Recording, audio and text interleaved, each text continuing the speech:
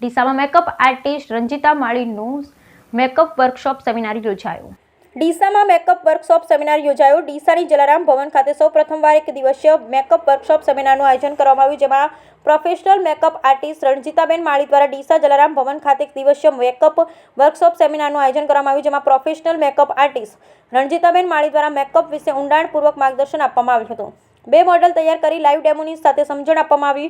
બનાસકાંઠા માળી સમાજનું ગૌરવ વધારેલ અને નામ રોશન કરેલ એવા ડીસા તાલુકાની રંજીતાબેન માળી, જેમાં મેકઅપ આર્ટિસ્ટ તરીકે ઓળખાય છે। ડીસા તાલુકાની રંજીતાબેન માળી અગાઉ પણ ગુજરાતની અભિનેત્રી દ્વારા એવોર્ડથી પણ સન્માનિત કરવામાં આવેલ છે। બનાસકાંઠા જિલ્લા સિવાય પણ મધ્યપ્રદેશ અને રાજસ્થાનમાંથી આશરે 210 કરતાં વધુ મહિલાઓએ આ કાર્યક્રમમાં ભાગ લીધો હતો।